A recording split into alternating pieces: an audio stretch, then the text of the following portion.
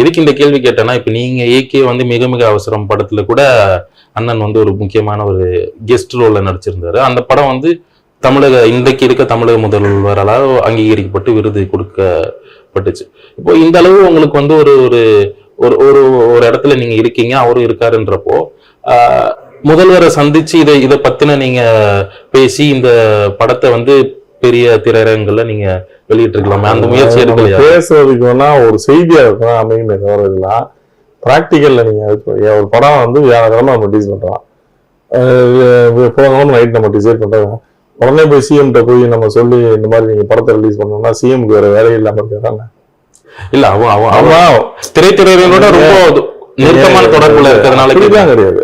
அதாவது எந்த வேலையை யார் செய்யணும்னு ஒன்று இருக்குல்ல. நீங்க இப்ப திரைத்துறையில சங்கங்கள் இதை செய்யணும்னு கேட்டீங்கன்னா அதுக்கு என்கிட்ட பதில் இருக்கு. அரசாங்கம் செய்யணுமானா அரசாங்கம் வந்து தீர்மானம் போடலாம், தமிழ் படங்களுக்கு முன்னுரிமை கொடுக்குன்னு சொல்லலாம். அதை விட்டுட்டு நீங்க அரசாங்கம் சிஎம் உட்காந்து ஒவ்வொரு தேட்டரா போனச்சு, ரோகிணிக்கு போனச்சு, இந்த படத்துக்கு கொடுத்தோம், சேவ் கொடு, இந்த படத்துக்கு கொடுத்தோம், அது பேர இல்லைங்க. நாட்டுல எவ்வளவு பிரச்சனைகள் இருக்கு.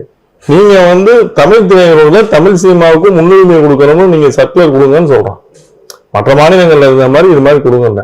தனித்தனி படங்களுக்கு இறங்கி போராடிட்டு இருக்கிறது வேலை இல்லை, அது வந்து சங்கங்கள் செய்ய வேண்டிய வேலை, அரசு செய்ய வேண்டிய. இந்த படத்தினுடைய நம்ம தனித்தனி படங்கள்ன்றது ஒண்ணு, இந்த படத்தினுடைய ஒரு இது இது இது 10ல ஒரு 11வது படம்ன்றது முக்கியமான ஒரு தமிழர் வரலாற்றை அது நமக்கு அந்த உணர்வு இருக்கணும்.